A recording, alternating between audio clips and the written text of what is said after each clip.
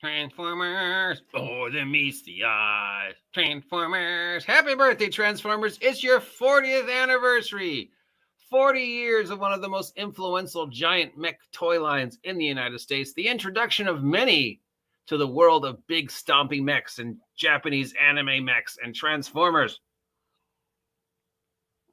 So it's something to be excited about if you are a toy person, because it's the 40th anniversary, which means we're going to see a lot of awesome toys.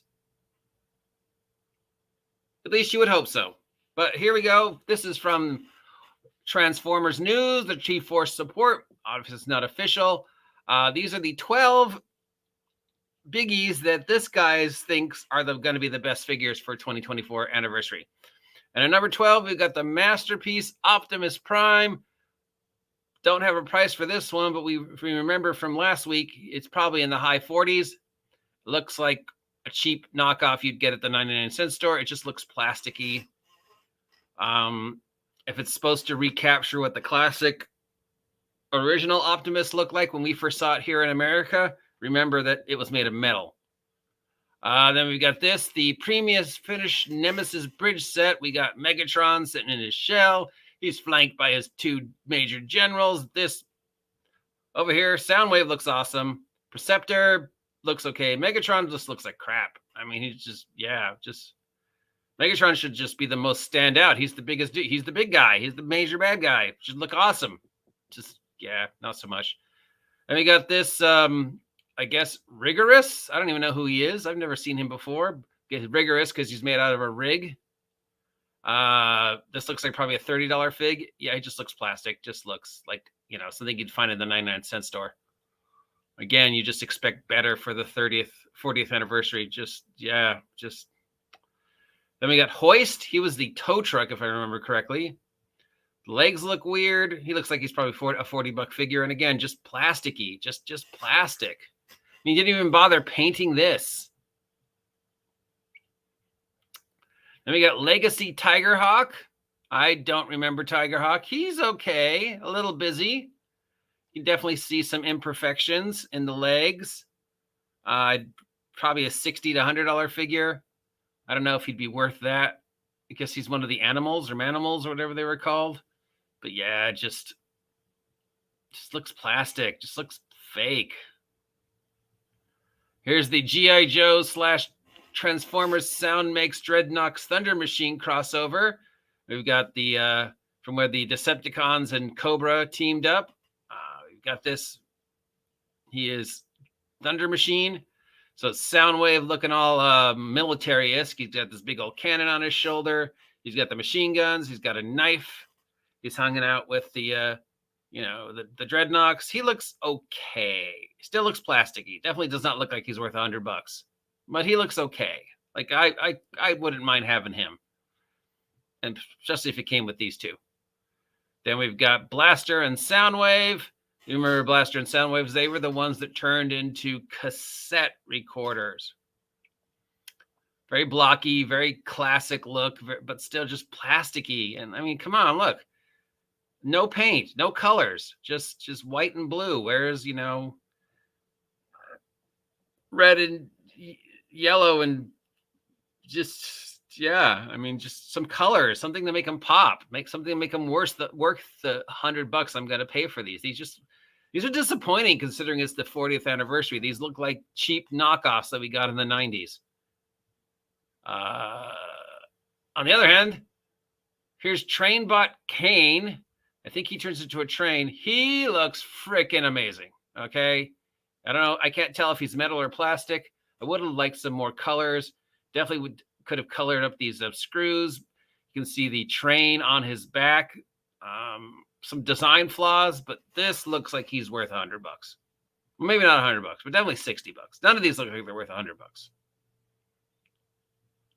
Then we got Rhinox. We know this one's like 90, and just again that just he looks like a knockoff. Two colors, very little detail. You can still see the screws. You can still see the imperfections. Just disappointing. And that's number 4, according to this person. Here's number 3, Magmatron. I don't remember this guy, but apparently he's dinosaur powered. This looks like something you'd see in Power Rangers. He is cool. I think his shield's a turtle. That makes him kind of cool. Definitely looks like one of the Dinobots from Power Rangers.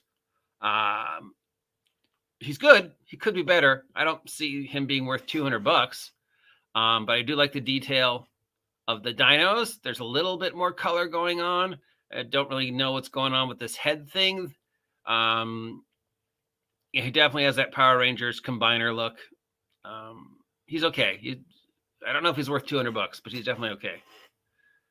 Tidal Wave. You remember Tidal Wave? He was the one that turned into a boat, specifically a aircraft carrier. Not bad. Good detail on the face. Good detail on the weapons. Good coloring. I would not just be disappointed with having him on a shelf, but again, I wouldn't pay $200 for him. He still looks very plasticky. There's still lots of imperfections. You can still see the screws. So yeah. And number 1 is Optimus again. This Optimus is a little better. Little better on the detail. Little better on the popping of the color.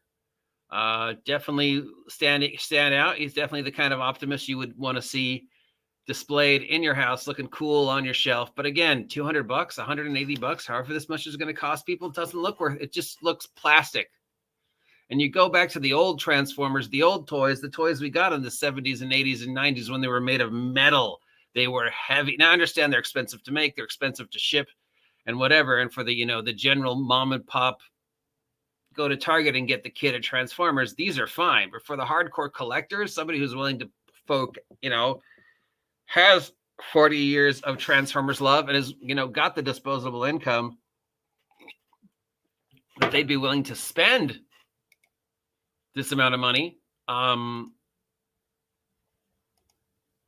for Transformers. If it was made of metal, if it looked like it was, the quality of the 80s, if it looked like it was a real solid toy that I could, put on my shelf, play with, stood out as a conversation piece, really encapsulated the love and magic of a 40th anniversary of such an important toy line, I wouldn't want it to look like this.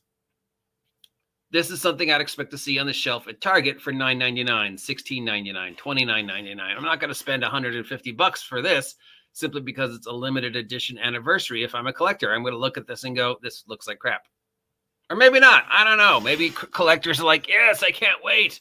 This is awesome. I don't mind spending $200. I don't know. Maybe I'm being too harsh on them. What do you think? Are you a Transformer fan? Do you even care? But it's Tuesday, and on Tuesday we look at toys. I'll talk to y'all later. Happy anniversary, Transformers.